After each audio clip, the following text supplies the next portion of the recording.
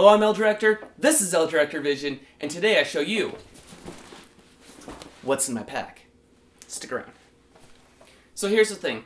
One of the most common questions that I'm asked on the comment sections of these videos is, hey, what do you carry in your backpack on a day hike? And so I wanted to show you guys what I carry in my pack.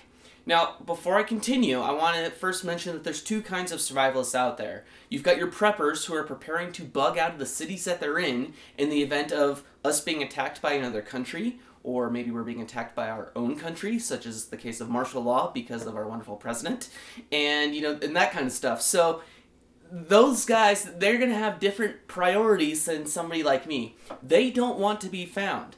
If I'm lost in the wilderness, I want to be found. And so it starts actually initially, with the color of your pack. My pack is bright lime green, and I'm going to be spotted very, very easily with this. So it's all about different mindsets, and I just want to explain that before we go on because, I've got the green pack, I've got a knife with orange on it, and I get comments saying, hey, you really shouldn't be carrying an orange knife, people are going to find you. It's like, I want people to find me. If I'm lost in the wilderness, I want to be found. I don't care about the bugging out. I live in the mountains already. I don't need to worry about that as much. When I come into the city, then I prep for when, getting back out of the city, and I have a different set of priorities at that point.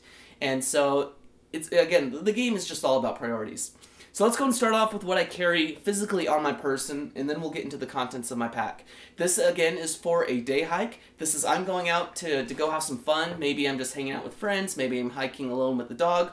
Whatever. This is the stuff I carry with me in case something bad were to happen to me and I need to be out there for a short amount of time. Because chances are, if you're out hiking, most of the time, you will be found within, I believe the number is 72 hours. That's like 3 days.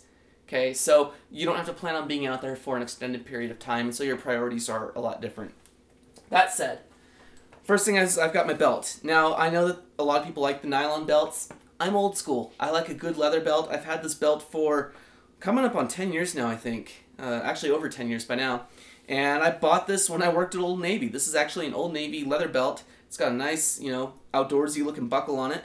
And this thing goes with me on all my trips. In fact, I've had this on every episode of Surviving the Wild. So I love my leather belt. On the belt, I carry now my Bear Grylls Ultimate Pro Knife by Gerber. You guys have seen me use this now in a few episodes. I love this knife. I heart this knife. It is my ultimate survival knife, literally. And I've wrapped paracord around the sheath itself, so I've got some rope. You've got, the fire starter built in with it. And I can use the knife. Oh, you got a survival whistle. Full tang knife, goes from the blade all the way to the pommel, and it's just a really well-built, sturdy knife, and then you got your carbide sharpeners on the back. So, very, very cool. Best knife I've ever used. And yes, this has, for me, replaced the Buck 119 Special, which is what I used to carry. And I know a lot of people say, oh yeah, the 119 is a classic. And yes, I'm an old school guy, and I like the classic stuff like that. But I also want what's going to do a better job for me, and for me, for a survival situation. Again, if I was just going out hunting, and I needed to skin a deer or something like that, yeah, the Buck 119 is a fantastic knife. It's one of the best outdoors knives out there for outdoor activities. But if I'm in a survival scenario, this is the knife I want to have on me because I'm going to be able to do more with this than I can with the other one. And go ahead and leave some comments if you guys disagree with me, but that's my personal feelings on it. Everyone's favorite, I carry the Smith & Wesson 629 Special, and this is a 44 Magnum. This is loaded with bear rounds when I go out. These are 300 grain bullets. They're wad cutter style. They're flat on the front. They got the snubby nose, and I absolutely love this pistol. I bought this when I moved to Montana initially because I'm not the biggest, baddest thing in the woods, and so when I'd be out there hiking, I got a little worried sometimes because, Montana is true wilderness. And so I asked some people, I said, hey, what gun do you guys recommend I get? And everyone said, don't get anything less than a 357. They said, if you're up for it, carry a 44. So I did some shopping and I bought the 44 Magnum. I believe this cost about $800 at the time, so it definitely was a pretty penny. This was also the first firearm that I ever purchased for myself, and so that was really cool. And I love this gun, so this goes with me on all my survival shows and any of my hikes I go on. This is also I have a Galco gun leather holster. The model number on here is E119WC. And this is actually designed for the Ruger Red Hawk. but the Ruger and the Smith & Wesson are basically the same frame almost. It's the same size gun. And so when I was at the store, the guy said, yeah, this will work just fine for it. And it was a little tight at first, but I mean, now this thing just, it slides in and out beautifully. It is a wonderful thing. So this is my bear protection. With that, I will carry 2 speed loaders with me.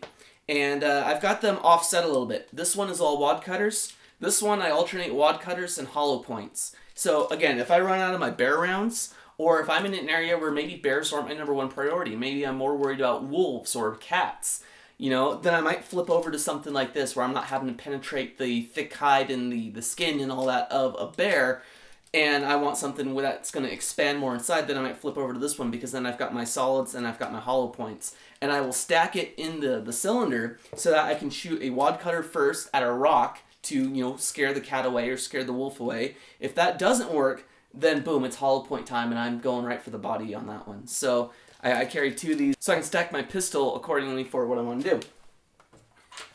I have my, you guys have all seen this. This is my flint steel or flint striker from Light My Fire. I know it's not really technically a flint, but I like the word flint. It's a nice 1-syllable word, much easier to say than ferro rod and all that other kind of stuff. So I call it a flint striker.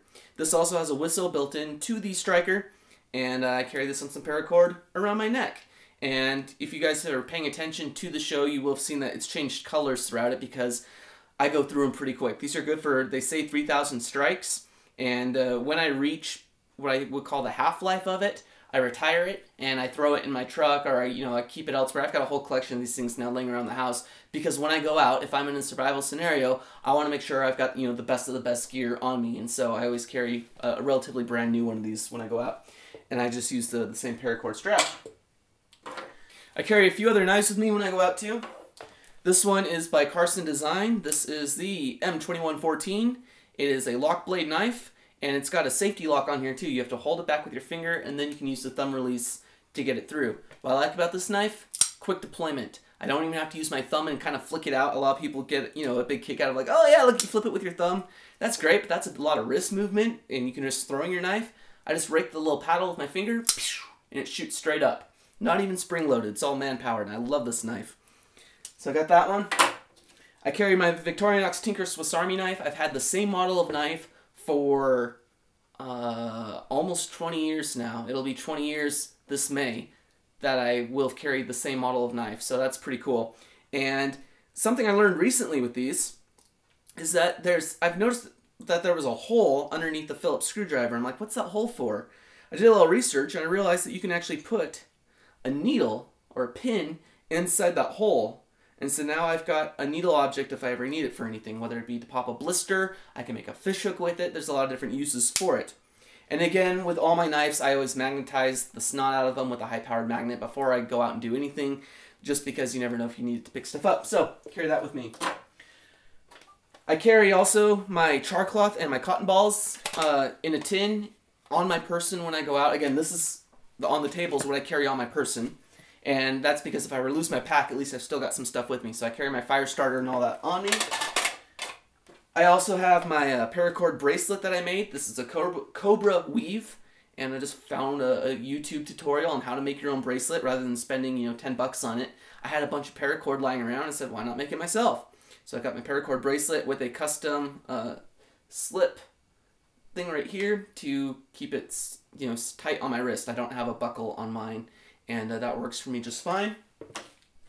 Carry this is my Galaxy S5, and this is my camera and my GPS, as well as maybe making an emergency call if something bad were to happen to me. And then for a watch, this is my new watch, but when I go out, I actually will still carry this one. This is a Casio. Let's see if there's a model number on here. AMW 33, or 330, AMW 330. There we go. And what I like about it, it's a very flat profile watch. It's not going to get hung up on clothing. It's got the sports band on it, so again, less maintenance, and I'm not going to worry about scratching it like I would necessarily with my dive watch here.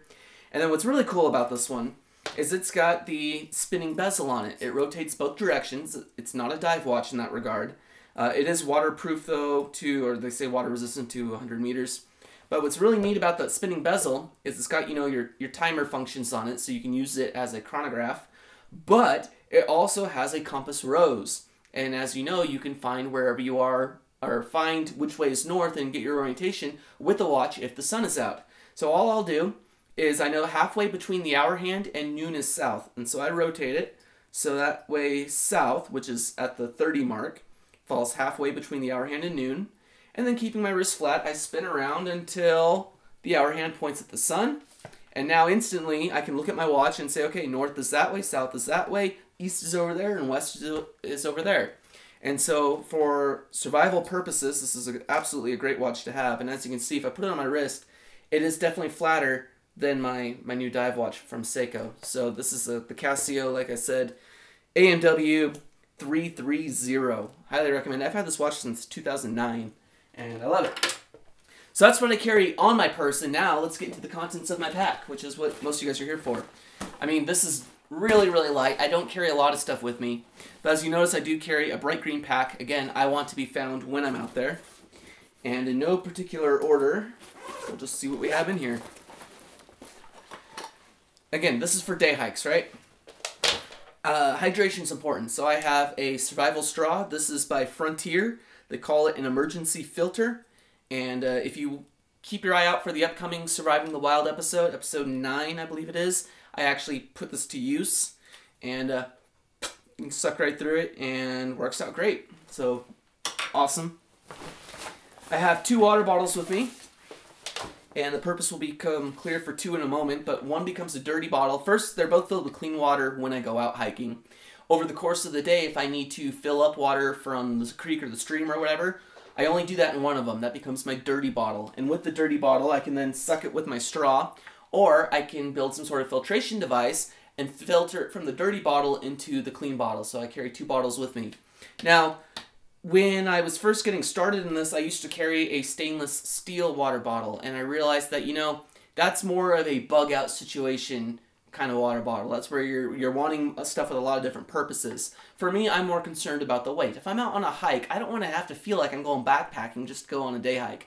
So these Nalgene bottles are super, super light. They're kind of squishy. They're nice and soft.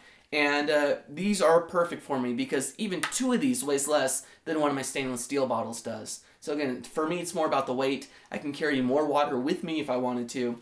And so for day hikes, much better scenario there.